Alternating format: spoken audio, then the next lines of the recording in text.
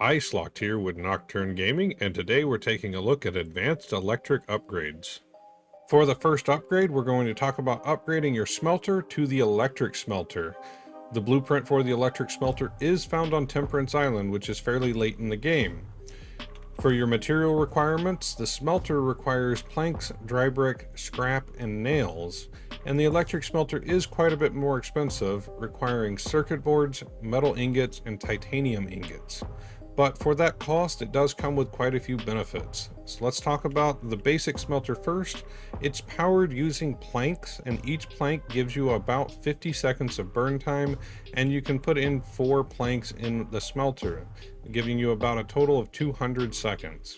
You can place various materials in here to be smelted, and each material requires different amounts of forging time to be turned into the advanced material. For the electric smelter, it requires the same amount of time to forge the different items, but one of the things is you save on basic materials because it's powered using a battery. Each battery will give you about 6 minutes of burn time to continue forging your items. One of the other big benefits is it can forge up to 3 items at one time, and you can place different materials into each slot, so you can actually forge things like a piece of sand, a metal, and even a piece of titanium all at the same time. One big thing to note though is that the smelter drains the battery at the same rate no matter if you're burning 1 item or 3 items. So for efficiency, you always want to make sure you're burning 3 items at a time. One big thing to note is that the electric smelter does save us quite a bit of space if you're using everything on flat ground. However, if you still have the basic smelter, there is a tip, which is stacking your forges, which can save you some space until you make it to the electric smelter later in the game. For our next upgrade, we're taking a look at upgrading the advanced grill to the electric grill. The electric grill blueprint is found on Varuna Point, so again it is fairly late in the game, but let's take a look at the materials now. The advanced grill requires things like planks, metal ingots, rope, and nails, and the electric grill requires additional titanium ingots to make this, but it does come with a few benefits with this material cost. So let's take a look at our advanced grill. This is powered using planks as well. Each plank still gives you about 50 seconds of burn time, and this allows you to cook either 1 large fish or 3 smaller fish on the grill at one time. So we can place our planks here and throw on some fish. Looking at the electric grill, we do save on not needing planks anymore because it is powered using the battery as well. Each battery still gives us about 6 minutes of cook time with a little bit left over. But the biggest benefit comes from the fact that we double our grill size and we can cook up to 2 large fish on this grill at one time or 6 smaller fish. The cook times are still the same on the electric grill versus the advanced grill, but it is a little bit of a space saver as well, as it's just a little bit smaller than the advanced grill. So we can take a look over here and show you that we can place up to 6 smaller items on here at one time, or we can place a combination of a big fish and some small fish here. And this allows us to cook and make sure we have all of our food cooked and ready to go. But with that said, let's move on to the next part of our electric items, and that would be our purifiers here. So with the basic advanced purifier, it takes about 51 seconds to turn any seawater into fresh water for you. It doesn't matter if you have 1 sip or 5 sips in here, it still takes 51 seconds. With the electric purifier though, you can make up to 15 sips of water, and it takes about 80 seconds to fill it up, or about 5 to 6 seconds for each sip of water. With 1 simple battery, it can fill up to 75 sips of water for you, and it really helps save some time and not have to fill your water all the time, as it also automatically draws from the water, so you don't have to manually fill up the tanks as you do with the advanced purifier. And let's take a look at the materials needed for these purifiers really quick. The advanced purifier requires just basic things like plank, plastic, and glass. The electric purifier is quite a bit more expensive, as it does require titanium ingots and circuit boards as well.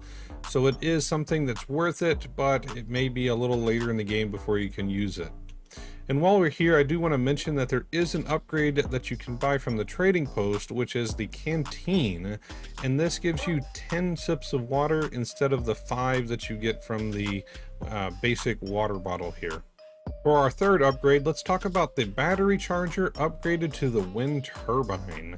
And we're going to talk about the battery charger first. The blueprint for the battery charger is found on Caravan Island, and there is a few things you need to know. First is the battery charger is powered using biofuel. You simply place your biofuel in the tank here, or you can connect it using fuel pipes to a fuel tank. But once the biofuel is placed in here, you'll see this gauge fill up, which will let you know how much fuel you have.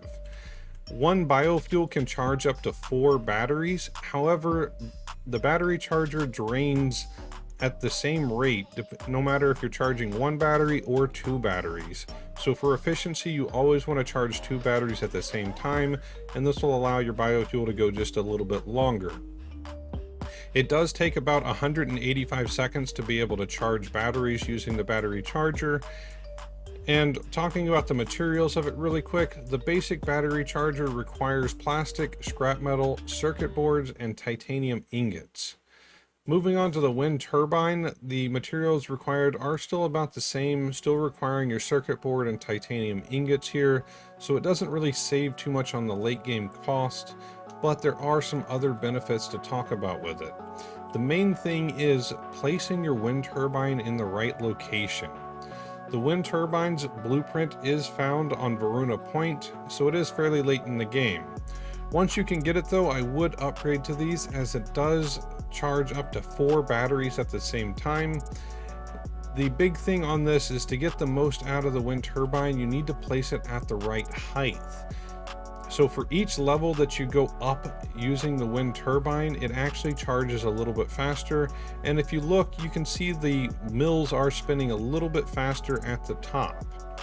At base, on the ground level of your raft, it does charge slower than the battery recharger, as it takes about 420 seconds to charge a simple battery. When you move up to the first level here, it's still about the same. You get the first benefit when you go to 1.5 tiles high, and this cuts the time down to about 280 seconds to charge a simple battery. When you move up to the second level, or 2 full wall tiles high, it goes down to 220 seconds to charge your battery. And at the third level, this is where we see our big benefit. It takes 140 seconds to charge a simple battery. There is one other thing to talk about at this point, since we're talking about simple battery, and you can upgrade simple batteries to the advanced batteries, and this gives you about 3 times as much power and will allow you to cook or to smelt a lot longer using a single battery. The basic simple batteries give you about 6 minutes of cook time, and the advanced batteries is about 18 minutes. However, it does take longer to charge the advanced batteries as there is more juice here. It takes 525 seconds to charge an advanced battery using a windmill at the highest level.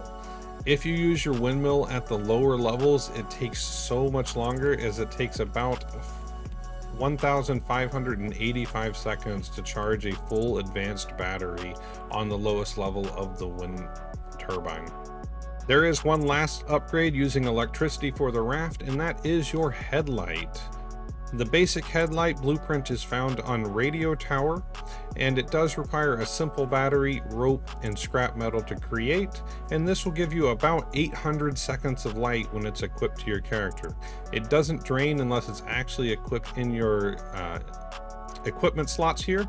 So we'll equip this, and you'll see you get a decent circle of light and about 800 seconds of this, which really helps in the dark areas.